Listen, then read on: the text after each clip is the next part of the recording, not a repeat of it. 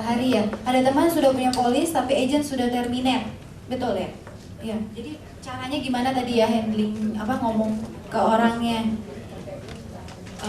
Menjawab sama sebenarnya seperti yang tadi ya, yang saya jawab yang terakhir gitu loh. Kenapa Pak jangan samain dong saya sama agent yang terminate. Saya di sini cari karir ya. Bapak di Prudential cuma sementara atau mau selamanya? Hah? Selamanya, yaitu jual Pak ke nasabah gitu loh. Loh, jangan disamain dong Pak. Kalau memang istilahnya merasa demikian, saya kasih servisnya gitu loh, bukan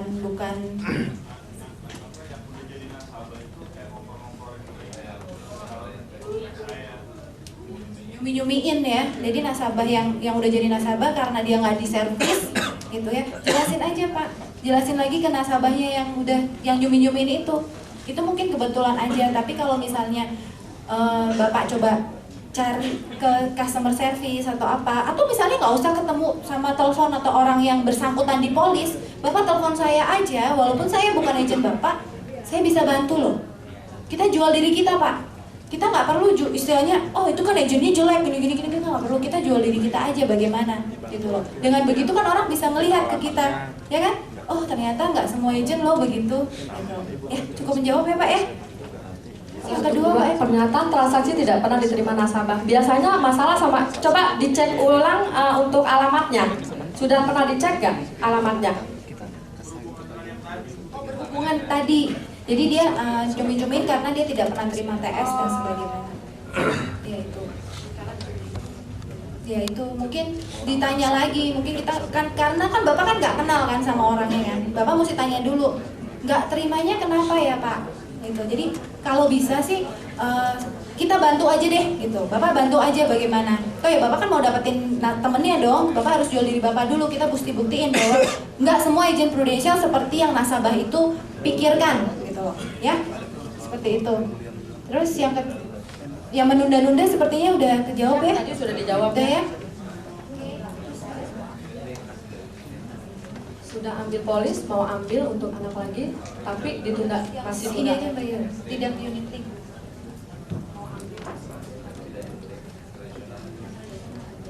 Alasannya dia mau beda-beda ya, tidak mau unit link. Alasannya karena katanya apa tadi tidak hasilnya nggak maksimal. Dia sudah punya pengalaman Bu? Putra Bumiasi tadi ya Bu. Dia sudah punya pengalaman hasil ikut unit link tapi hasilnya tidak maksimal. Sudah punya pengalaman itu atau dia hanya dengan gosip atau apa? Saya lihat kayak gini. Kemarin juga saya jalan-jalan ke Gramedia, itu ada judul buku Jangan Masuk di Unit Link Sebelum Tahu Benar Apa Itu Unit Link. Itu kan? Iya.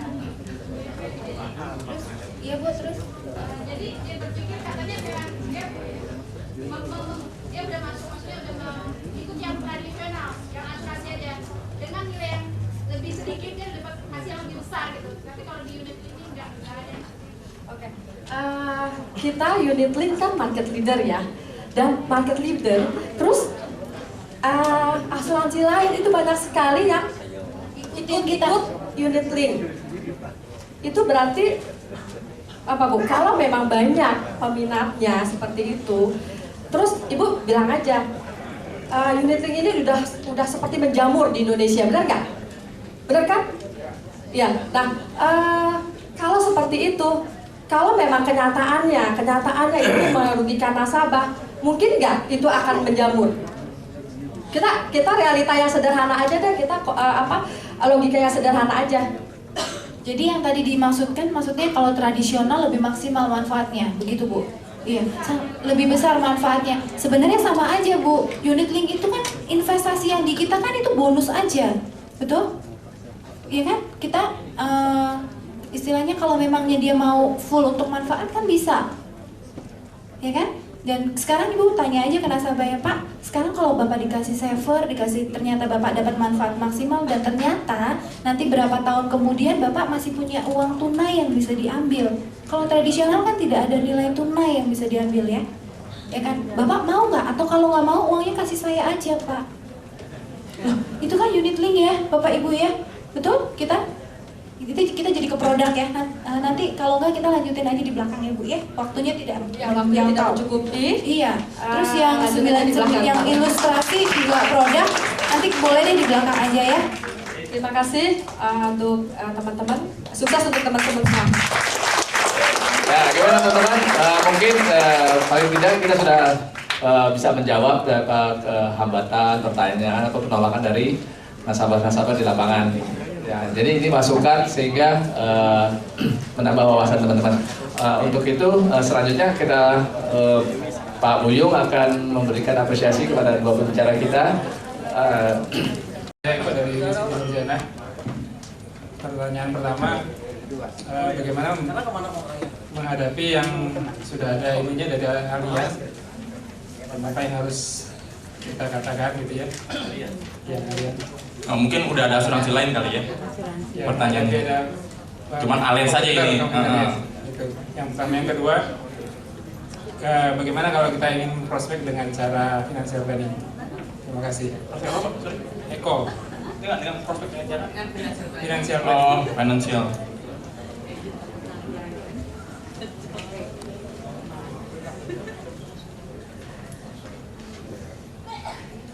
Ya, Ibu silakan.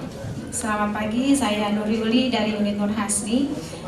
Saya mau tanya, saya pernah prospek seorang dokter. Jadi ini istrinya dokter, suaminya seorang ketua yayasan di sekolahan gitu ya. Terus saya prospek dengan ibunya ini seorang dokter sekeluarga. Saya sudah buatin ilustrasi. Kalau ibunya ini respect banget. Pas begitu saya datengin lagi dengan bawa ilustrasi sekeluarga tadi itu. Kita mau ditemuin dengan suaminya, tapi kebetulan suaminya jutek banget, gak mau ketemu dengan saya. Terus si dokter itu bilang, ya sudah tinggalin saja ilustrasinya, nanti saya bicara dengan suaminya gitu. Seminggu kemudian saya telepon. Nah, si dokter ini bilang katanya suaminya nggak setuju. Pertanyaan saya, apakah saya harus follow up lagi untuk ketemu? Gimana caranya biar saya bisa ketemu dengan suaminya?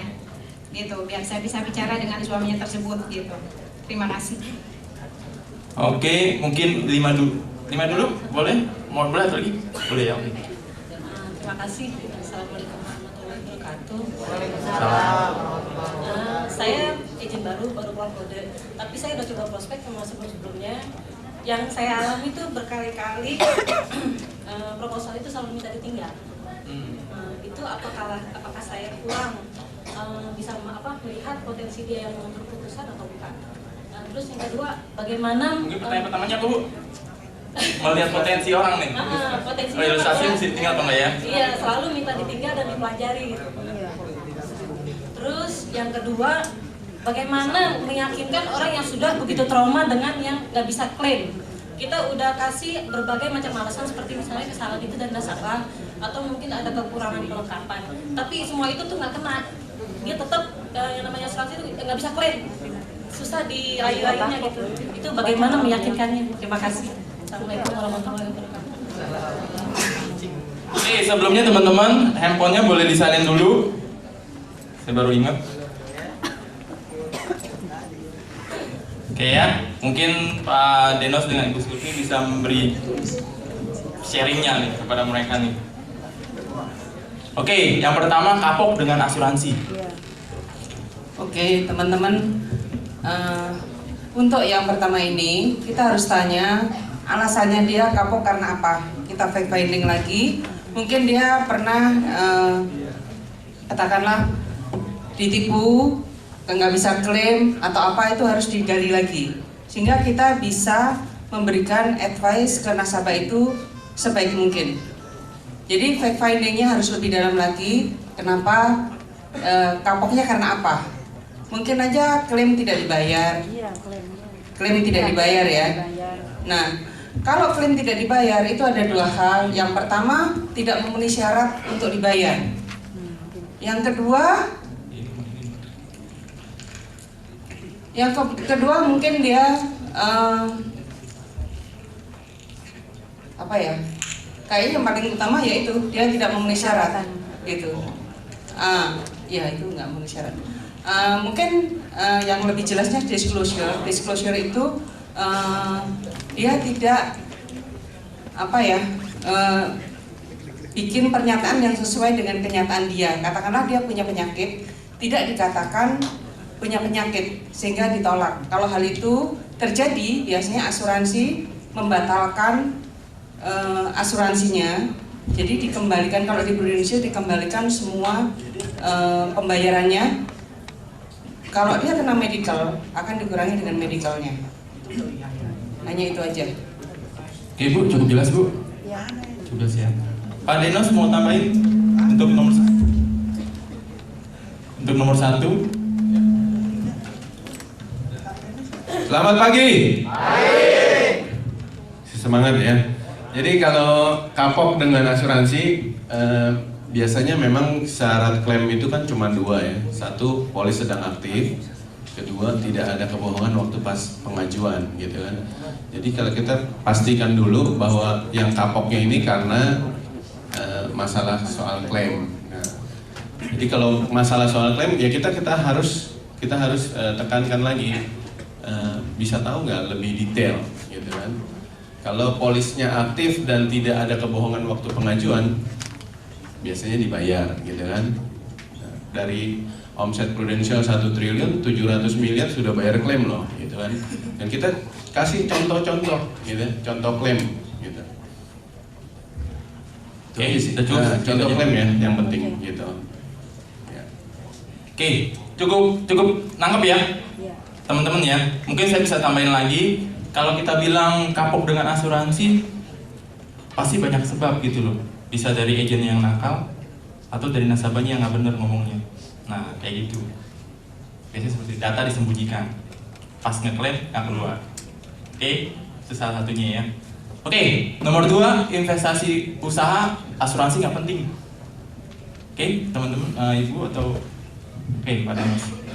Ya, investasi lebih penting ya. Berarti kan dia memikirkan yang aktif income gitu ya. Aktif income artinya kalau kita berinvestasi kita mendapatkan sesuatu yang mudah-mudahan lebih banyak gitu kan. Tetapi kalau yang asuransi, kita sebenarnya mendapatkan passive income gitu kan. Setor 2 juta dapat 500 juta gitu kan. Berarti ada sesuatu yang kita, kalau kita setor 2 juta di awal, terus ada 45 hari tenggang, berarti 45 hari kita tidak berinvestasi gitu kan. 45 hari ini kita tetap masih ada jatah 500 juta, betul nggak? Artinya apa? Ya kita tidak berinvestasi pun siap 500 juta tadi jika ketemu Tuhan duluan gitu kan. Jadi artinya kalau kita compare investasi dengan asuransi, sebenarnya jauh lebih mudah bahwa kita bilang bahwa asuransi itu investasi yang terbaik gitu. 2 juta tukar 500 juta siapa yang nggak mau? Ya kan?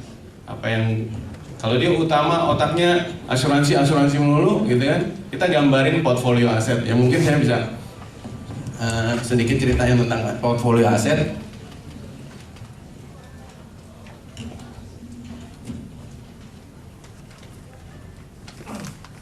Apa saja yang sudah dipunyai oleh nasabah, ya? Investasi, mobil, rumah,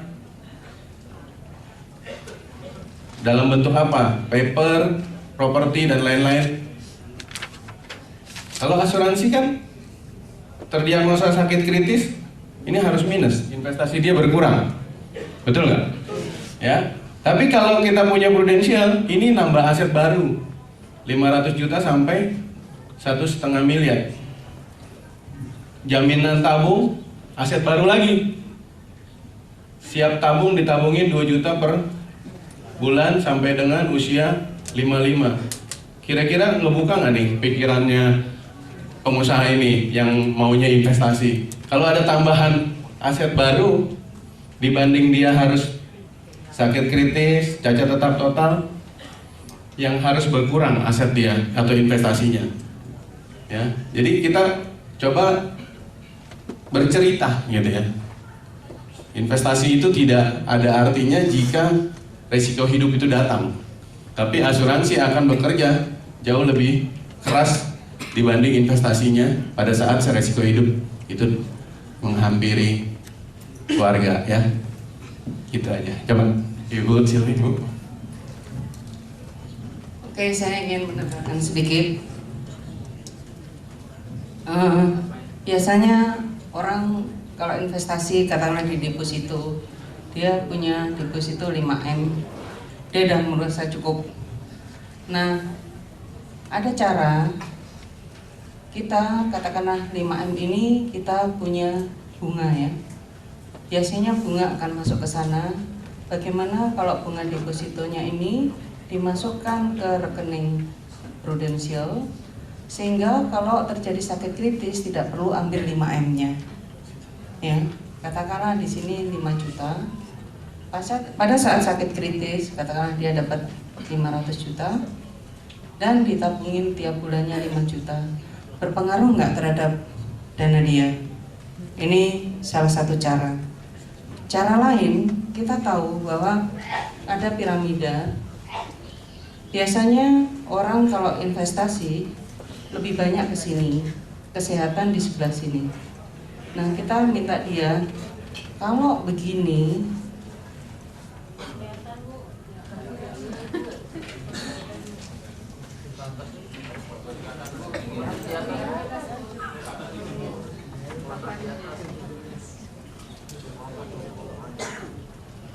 Nah, biasanya mereka lebih ke investasi dibandingkan mementingkan kesehatannya. Nah, sekarang kita balik.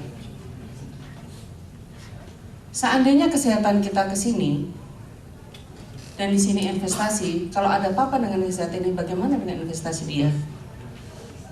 Dia akan ambruk.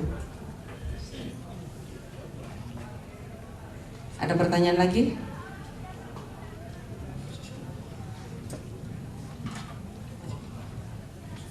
Oke teman-teman, cukup nangkep. Kalau bisa saya simpulkan, intinya gini, dari hasil investasi kita sisihkan aja 10% buat jaga kesehatan kita. 90%-nya itu aset. Kalau kenapa-napa, 10% itu yang akan meng-cover kita. Jadi 90%-nya nggak usah diutak-atik. Poinnya itu aja sih. Oke teman-teman ya, bisa nangkep ya. Oke, cukup jelas ya, nggak ada lagi ya. Oke, yang ketiga, udah ada asuransi lain. Oke, Ibu bisa. Oke, kita tanya biasanya asuransi lain, kita katakan bahwa bagus, Bapak, Ibu udah punya asuransi lain, boleh nggak tahu apa asuransi yang Bapak punya?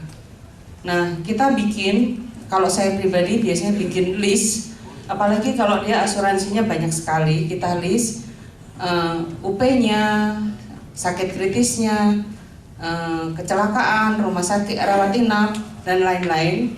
Nah, kita list mana yang dia belum punya. Katakanlah dia udah punya UP itu sekitar 10M, tapi dia tidak punya sakit kritis. Bagaimana kalau terjadi sakit kritis? Kita cari poinnya, kita list semua. Nah, dari situ kita men-touch dia, fact finding lebih dalam ke hal itu. Bagaimana? Oke, cukup dapat ini kan, nangkep ya. Mungkin Pak Dinos bisa tambahin? Ya, istilahnya yang tadi Ibu Silvia lakukan adalah bedah polis ya.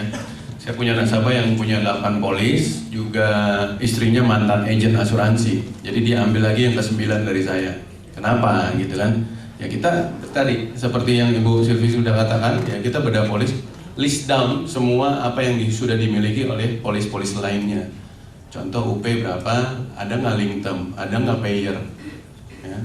Parent payer ada nggak, spouse ada nggak, terus sisi, ya. Sisi rata-rata asuransi lain masih kecil, UP mungkin banyak dari 8 polis itu saya hitung masih 340 juta uang pertanggungannya, ya. Jadi saya buatkan dia harus punya 1 miliar, kenapa? Karena lifestyle-nya tinggal di ya, perumahan tertentu ya, terus harus punya 1 miliar. Kenapa? Karena 1 miliar ini taruh di deposito ya, jika dia harus ketemu Tuhan duluan berarti keluarganya mendapat 5-6 juta saja per bulan dari 1 miliar yang didepositokan gitu kan. Apakah cukup 5-6 juta saja sebulan potong pajak atas bunga deposito ya? Tentunya buat gaya hidup prospek saya ini ya kurang ya. Jadi nanti secara reguler ya 2 tahun kemudian, setahun kemudian kita tanyakan lagi, benar nggak, cukup nggak 1 miliar itu tadi yang sudah dipunyai ya. Jadi bedah polis ya, di list down semua uang pertanggungan yang dipunyai, kita coba jual di sisi ya, sisinya harus 200 juta minimal ya, karena jantung ada yang tahu berapa, kanker ada yang tahu berapa, ya kan? Ya, stadium berapa ya? Kayaknya Ibu Silvi 500 juta, ya. Terus stroke, ya 3 aja kita sebutin 3 yang utama ya, stroke, jantung, kanker, ginjal ya. Biasa itu 4 lah ya, yang paling banyak kita temui di masyarakat gitu kan. Ya, karena junk food, ya, pola hidup ya. Jadi ini kita bisa jual. Jadi walaupun uang pertanggungan sudah memadai sekalipun, ya kita cerita lagi. Di Prudential udah ada yang punya uang pertanggungan 28 miliar. Berapa nabungnya? 150 juta sebulan. Total 10 tahun dia nabung 18 miliar. 18 miliar punya uang pertanggungan 28 miliar. 18 miliarnya juga kembali di tahun ke-11, ya kan? Ya ini udah gambaran, Bapak kira-kira di angka 20 miliar cukup gitu. Jadi kita tanyakan bahwa ada pembandingnya gitu ya. Jadi kalau ada orang yang 28 miliar sudah mewakili bahwa dia nabung di Prudential 150 juta tiap bulan, ini orang pintar atau orang bodoh? Kira-kira. Ya kita tinggal ngikutin aja lah. Orang sudah pilihkan menu yang terbaik buat kita gitu. Kalau kita masuk restoran biasa milih yang sudah dikasih bintang ya. Kita ngapain capek-capek mikir segala macam gitu kan. Banyak nasabah yang compare dengan banyak asuransi. Tapi ada orang yang udah lebih pintar, lebih canggih, memilihkan gitu, memilihkan buat dirinya bahwa dia punya uang pertanggungan sekian yang lebih besar, lebih banyak, sehingga tinggal kita ikut aja gitu sebenarnya. Gitu. Oke, mau tambahin Ibu Silvi? Udah ada asuransi lain? Ya, financial planning. Saya pengen satu. Nomor 3 udah? Udah. Asuransi lain? Udah. Oh, tadi. Ya, financial planning. Saya pengen 1 orang ke depan yang belum menikah. 1 orang ke depan. Sukarelawan. Langsung dapat ilmunya nih. Langsung meresap. Ayo. Jangan yang udah married ngaku single ya.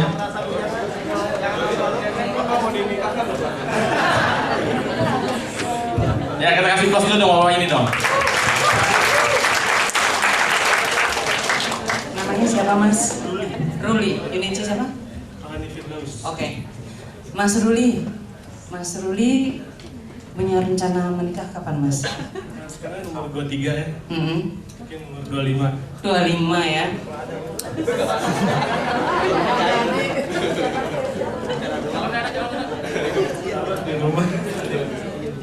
Oke.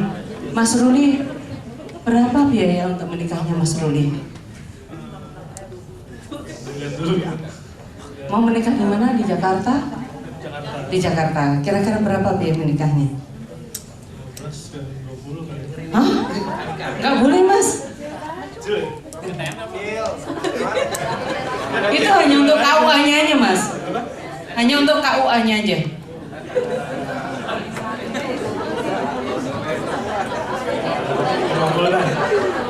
Ya, saya bikin 100 sih, Mas. Ya, 100 juta. Mas, kalau udah menikah, mau tinggal di mana? Di Mertua Indah atau punya rumah sendiri? Rumah sendiri lah. Rumah sendiri. Berapa harga rumahnya, Mas?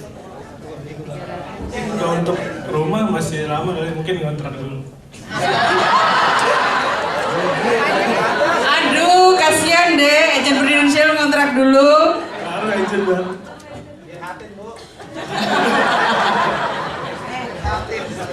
Ya, Boleh nggak Anda mengatakan kontrak, tapi berapa rumah yang Anda inginkan? Di mana itu, Mas? Dekat rumahnya ya? Rumahnya di mana, Mas? Pejaten nggak boleh, Mas. Pejaten nggak boleh, Mas. Nggak boleh sekitar segitu. Oke ya, 500 ya. Residen nggak boleh, Mas. Pengen punya mobil nggak, Mas? Berapa harga mobilnya? 300. Wah, punya rumahnya 100, mobilnya 300 loh.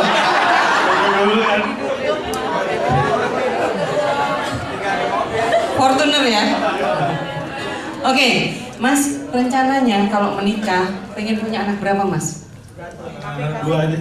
2 orang. Jaraknya antara anaknya dirancang berapa lama? 2 tahun atau setiap tahun? 6 tahun. 6 tahun, satu orang 6 tahun. Oke. Gak apa-apa selama.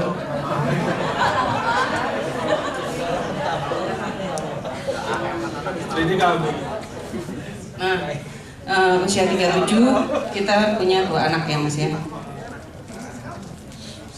Oke. Mas, untuk anaknya ini mau di sekolah di mana, Mas? Rencananya di Indonesia atau di luar negeri? Bisa keluar negeri kalau sukses. Oh, pasti sukses, Mas. Jangan bilang kalau sukses. Nah, di luar negeri di mana? Singapura, Australia, atau di Amerika? Di Belanda. Di Belanda. Oke.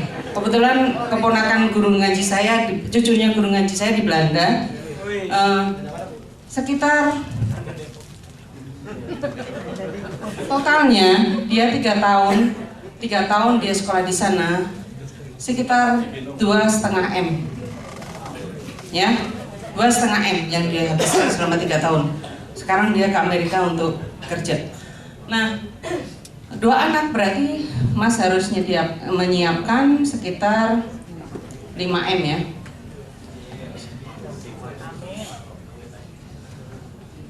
Nah, sekarang pada usia 50, orang tua kita udah mulai sakit-sakitan ya. Mau nyediain duit ke orang tuanya nggak? Tuh, ya nggak apa-apa, tinggal 1. Ibu saya juga tinggal 1 ibu saya. Kalau sakit kira-kira besarnya berapa, Mas? Katakanlah kanker, biasanya kalau orang tua itu tekanan darah tinggi, stroke, kanker karena polanya ya, atau diabetes. Kira-kira berapa, Mas? Ya, tahu. Kalau seorang kanker ya, yang kemarin kebetulan ayah saya memang nggak dirawat di luar negeri, 500, tapi kalau dia dirawat di Singapura sekitar 2 M. Nah, Mas pensiun usia berapa, Mas?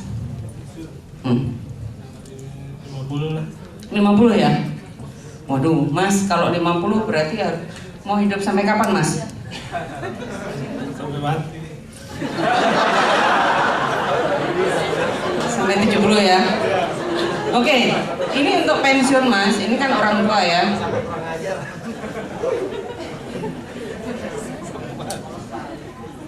Nah, untuk pensiun kira-kira berapa, Mas? Supaya bisa hidup dalam waktu 20 tahun.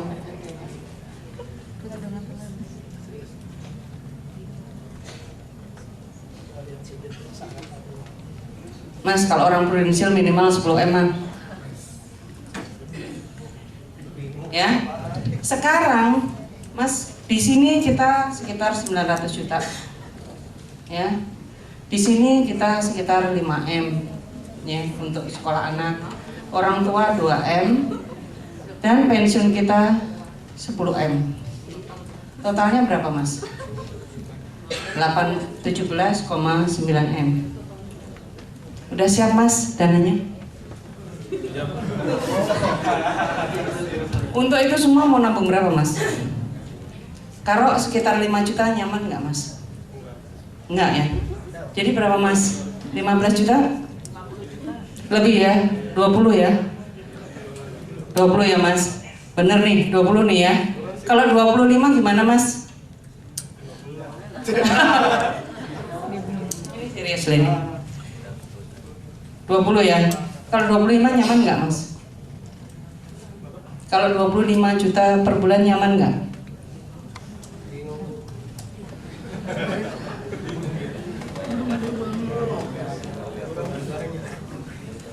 Oke, sekitar 20 ya.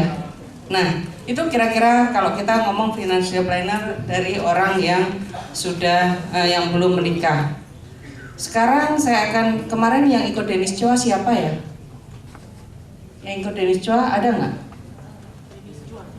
Dennis Chua ikut? Bagus nggak financial plannernya? Oke, saya akan jelasin ya. Mas, terima kasih ya. Ya.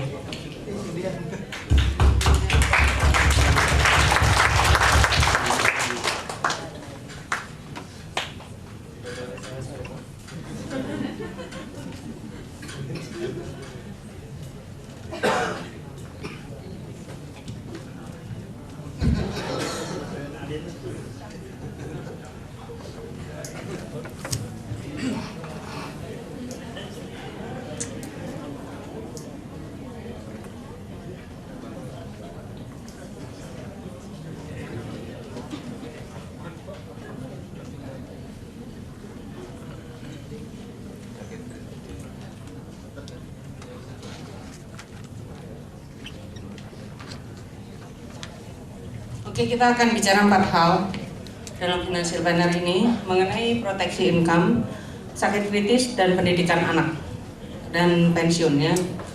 Nah, sekarang kalau kita ketemu nasabah, tentunya kita udah basa-basi dan lain-lain, udah icebreaker ya. Terus kita akan tanya, boleh nggak saya tahu lebih dalam mengenai Bapak?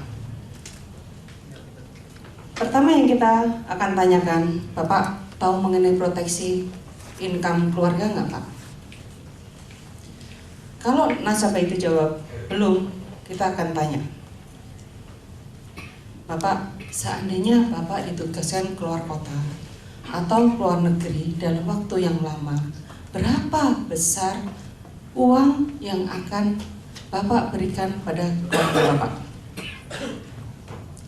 Nasabah pasti jawab, katakanlah 10 juta. 10 juta. Bapak, seandainya Bapak lupa mengirim atau Bapak tidak kembali ke rumah karena suatu hal, bagaimana dengan biaya hidup keluarga Bapak? Apakah harus tetap berjalan? Pasti dijawab, pas harus berjalan. Apakah itu menjadi perhatian Bapak? Kita tanya lagi, apakah Bapak mengetahui tentang sakit kritis? Nah, sakit kritis biasanya diperlukan waktu untuk recovery itu adalah 5 tahun. Kalau dalam 5 tahun itu orang itu bisa sehat atau dia masuk ke surga. Nah, untuk keluarganya pasti ada biaya hidup yang harus minimal yang dia punya. Katalah biaya hidupnya adalah 5 juta per bulan.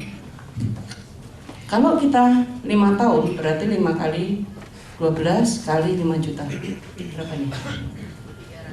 300 juta. Oke. Nah, sekarang orang sakit kritis pasti perlu rawat inap. Ada keluarga Bapak seorang dokter, kalau tidak ada Anda harus nyiapin rawat inapnya. Di dalam rawat inap ini ada kelas A, di mana biaya yang dikenakan adalah sekitar 100 juta. Dan itu kamar sendiri, ada TV-nya, kamar mandi sendiri, dan kita boleh, keluarga kita boleh menengok kapan aja. Sekarang kelas B antara 50 sampai 100 juta. Dia juga ada TV. Sama, tapi karena dia bertiga di ruangan itu, dia harus pakai earphone supaya tidak mengganggu yang lain. Nah, kamar mandinya juga harus antri. Kelas yang berikutnya adalah antara 25 sampai 50 juta. Sama dengan yang B tadi.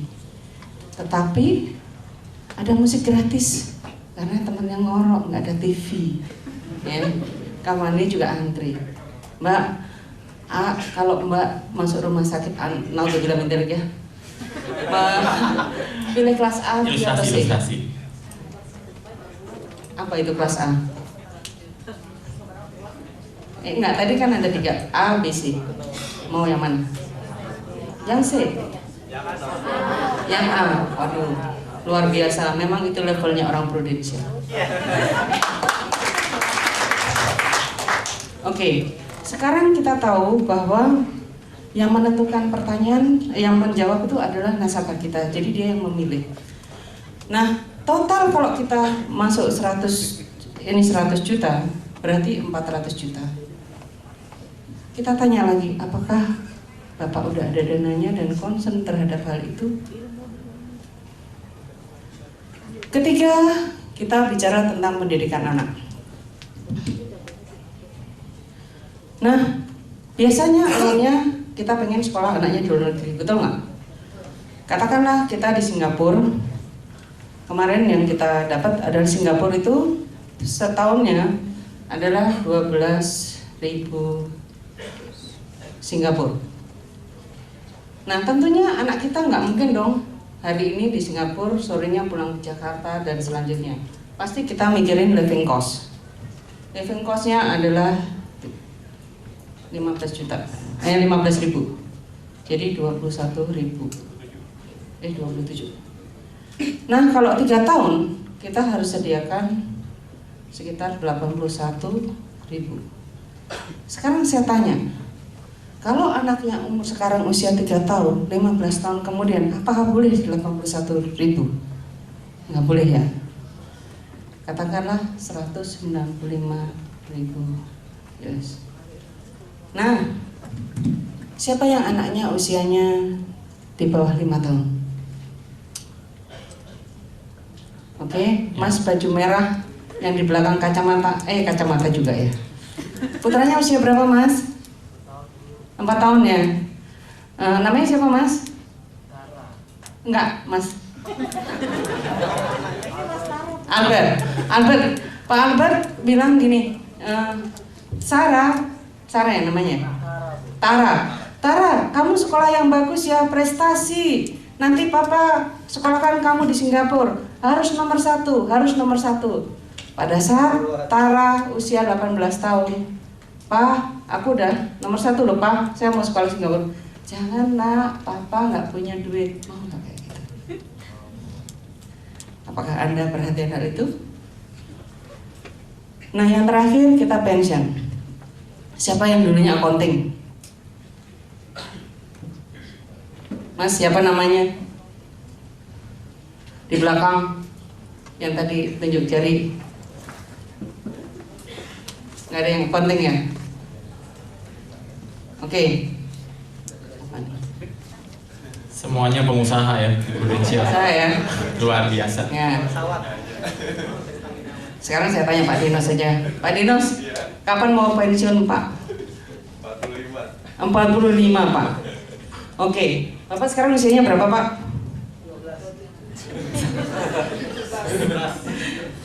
Gak usah real Pak, gak apa-apa, gak ngaku real. 40 deh. 40 ya. Wah, kalau gitu saya nggak aneh 45 ya Pak ya.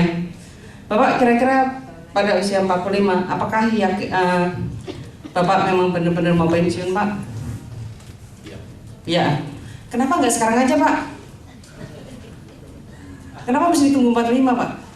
Ya mesti ngumpulin uang dulu. Nah, itu jawabannya. Ya, kapanpun kita nanya orang, kalau kita tanya, kenapa nggak pensiun sekarang? Pasti nggak punya uang. Nah, sekarang untuk 45 itu, usia 45, berapa yang akan dia sediakan? Apakah itu jadi perhatian Pak Dinos itu Pak? Kalau seandainya Pak nggak nyampe usia 45 gimana Pak? Ya, problem baru itu. Nah, kira-kira seperti itu pertanyaannya. Nah, setelah kita menjelaskan 4 hal ini, kita tanya ke nasabah kita, Bapak, dari keempat hal ini, mana yang paling jadi prioritas Bapak?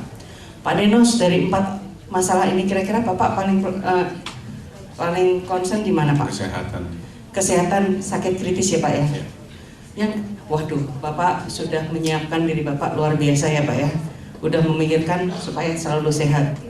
Yang kedua Pak, yang prioritas kedua Pendidikan anak. pendidikan anak. Aduh Bapak, orang tua yang sangat tanggung jawab Pak. Untuk kedua hal itu, Bapak mau nggak 20 juta?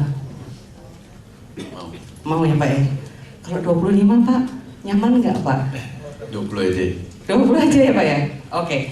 Jadi teman-teman, untuk kita tahu benar-benar orang itu serius, kita harus tanya 3 kali kejelasannya. Nah, kira-kira itu membantu teman-teman nggak tersebut? Jadi kita tanya mana prioritasnya dan kira-kira berapa yang bisa ditabung orang itu sebulan untuk program yang dia ini. Jadi kita tinggal ngisi SPAJ. Oke, cukup nangkep ya. Ada pertanyaan nggak dari hal itu, teman-teman? Nggak ada ya? Nah, kita bisa pakai ini juga buat ngerekrut nih. Bisa dipakai juga buat ngerekrut. Kalau di kerja kantor bisa nggak ngumpulin 20M, iya kan? Kerja di Prudential pasti dapat. Oke, kita lanjut lagi. Kalau dia udah ketemu orang, apakah saya harus follow up lagi gitu? Yang poin nomor 5 ya. Apa pertanyaannya tadi ya? Ya kalau nggak